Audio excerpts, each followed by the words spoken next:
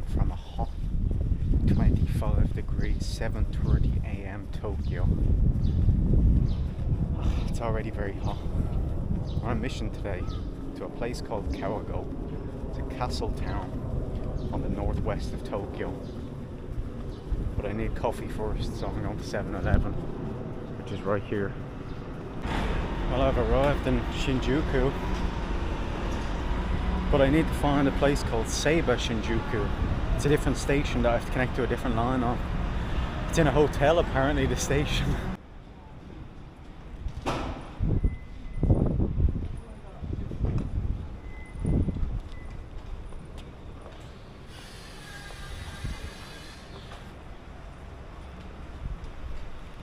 Welcome to the little town of Kawagoe, also known as Ko-Edo, or Little Edo. I'm just at the Kawagoe Hachimangu shrine now. This shrine was built in 1030, so in 5 years it's going to be 1,000 years old. That's pretty cool, isn't it?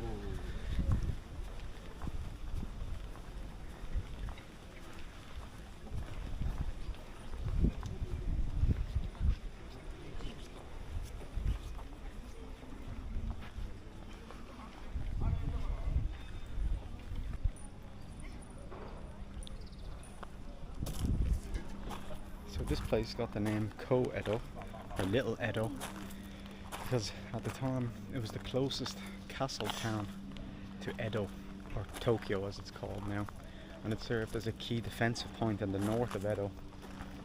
But not only that, not only could they transport goods over land, because the land is pretty flat here, but it's also situated on the river, so you could transport the boatways, so it's a very important location. Now Kawagoe still has preserved streets, merchant warehouses, which are now shops, so we're going to take a look there. I love these towns that keep the historical buildings intact and use them for other reasons.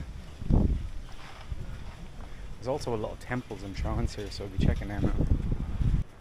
Now Kawagoe has been around since the 1400s, but it changed owners because of all the various battles over the years, until Takagawa Ieyasu, whose memorial I was at yesterday in Nikko, if you remember, until he came along and started to rule in Edo, and of course took over the whole place with his shogunate.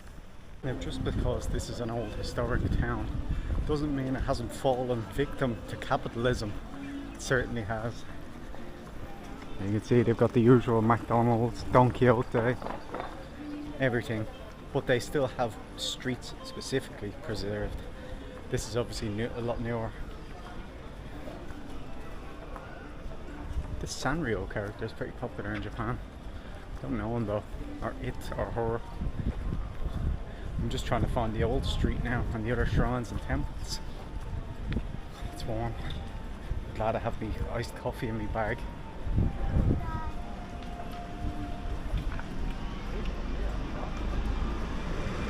So it only took me about 50 minutes here on the tram, which is pretty good. And it was included in my ticket that I have, the Greater Tokyo Pass. So straight ahead is the Kuratsukuri.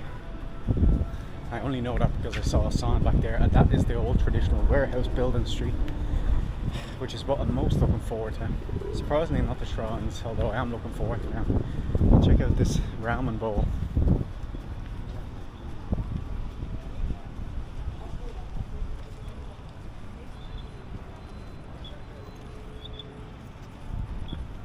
Now if that doesn't make you want ramen, I don't know what will.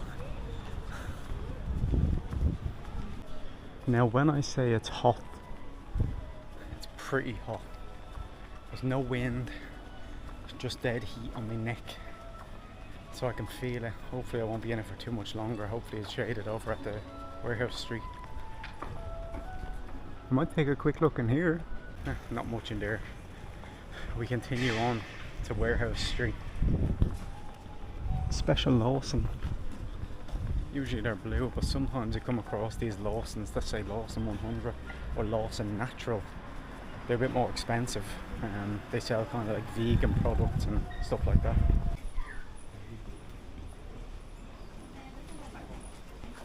This is Kawagoe Kumano Shrine, and it's a shrine associated with good fortune. So there's a little pond here apparently over to the right that people wash their money in, and it's supposed to cause you to gain more money. But I'm not going to wash my money. I don't have any coins, and I'm not putting my bloody notes in it.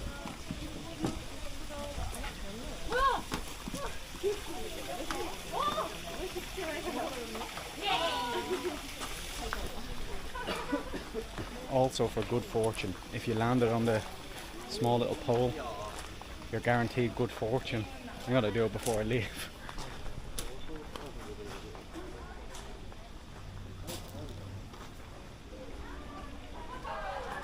So there were four loops, or four kind of loop things that you get to throw. I hit one of them onto it, so I'm taking that as a sign that it's good enough.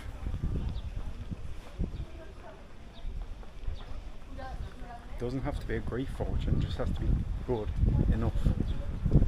Now I think we're almost at the Warehouse Street, because the traffic has died down here apart from delivery trucks,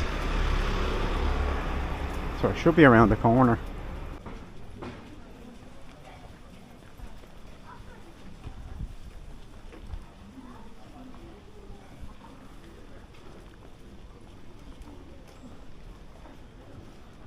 Definitely looks like a merchant kind of town. These buildings, like a trading town.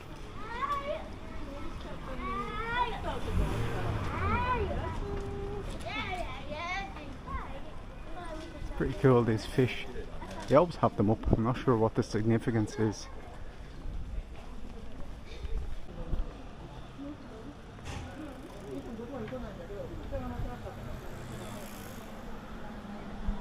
These preserved buildings.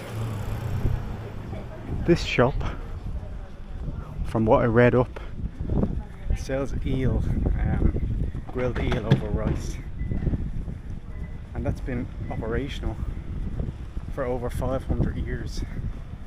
Not the same shop of course, but it's been the same building. They've been doing the same thing since 1616, 26, something like that.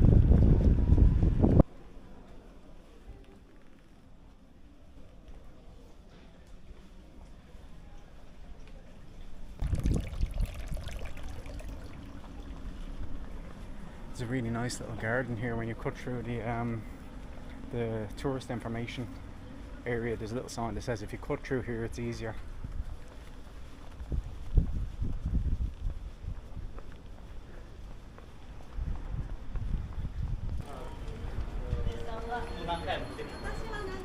Now let's check out the rest of the Warehouse Street. And this.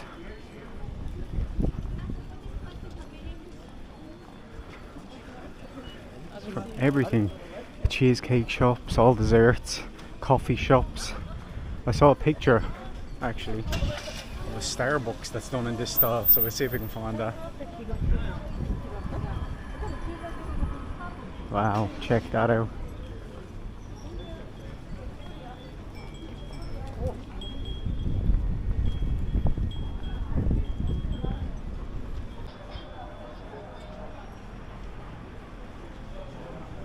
It just seems to go all the way on.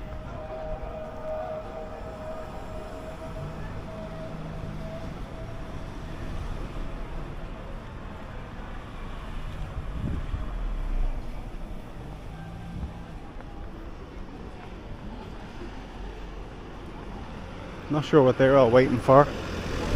Oh, I think it's matcha cheesecake, or matcha tiramisu, I mean. Isn't it great though that they preserve this street, you know? On most countries they'd just torn it down eventually and and replaced it with high-rise buildings and turned it into every other bloody city.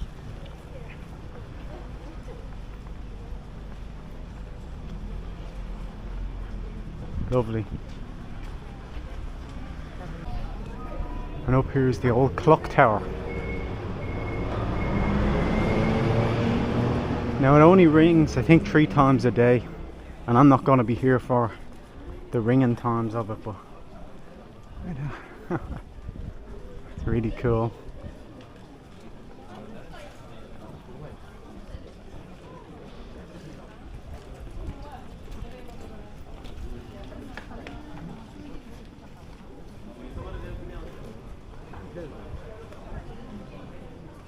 Oh, it's a little shrine in here.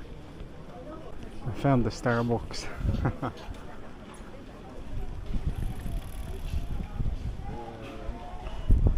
There she is.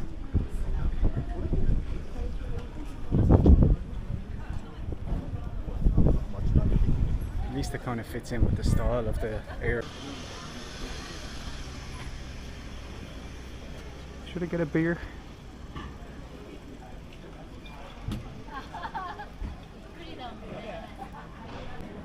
What can I say? It's 11 AM and I've fallen victim.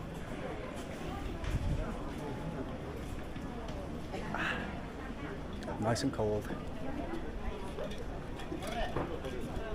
We're going to continue on and check out some of the other places. Oh, that's nice. Happy Street.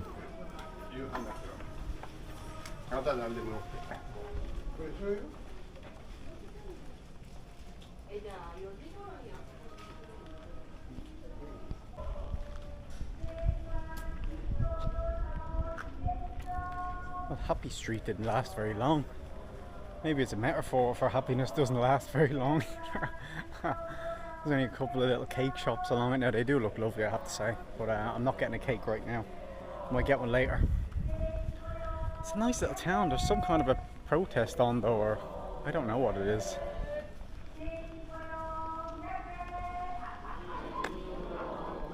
See, little cafes like this are lovely, aren't they? The little entrance ways in, small garden that they've got leading up to it.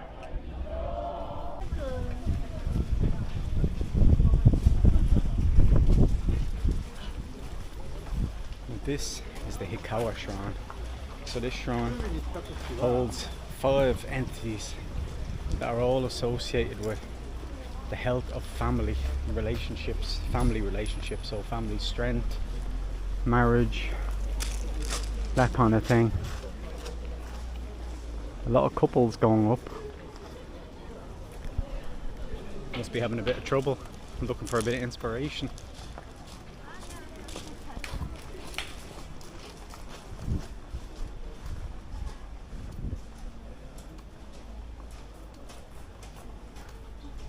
Nice and cool in here.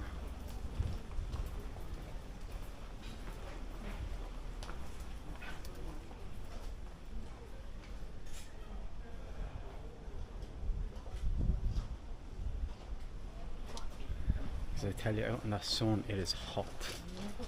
Very hot. It's just that there's no wind, so it's just dead heat on you. Don't worry, I finished my beer before I came onto the grounds of the shrine. Okay, this is the rear of it. So the next shrine I want to go to is called the Renkaiji. Now it's near the warehouse district. It's just further on the other side. But I want to go there because it's a very important shrine here, related to the shogunate. Isn't that a nice little walkway up?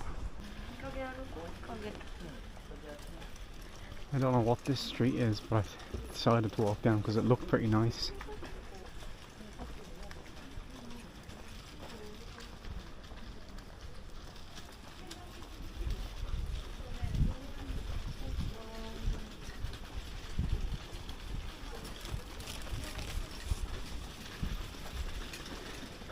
Coffee soda? That sounds weird. I've arrived at the Renkaiji temple, this very important temple.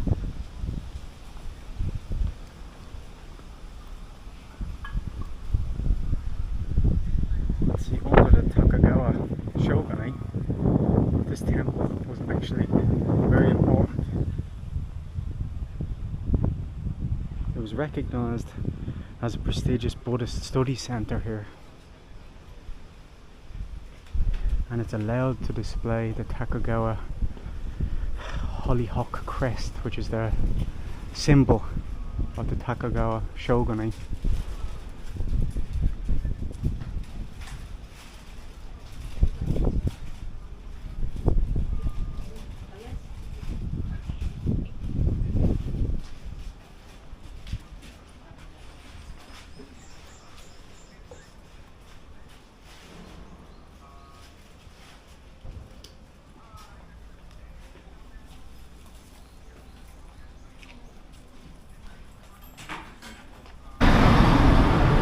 So that was Kawagoe, quite an important little town in Japan's history from the 1600s onwards, and very nice preserved streets. I did quite enjoy that, and all the temples and shrines kind of surrounding that. So hope you enjoyed that small little glimpse into Kawagoe.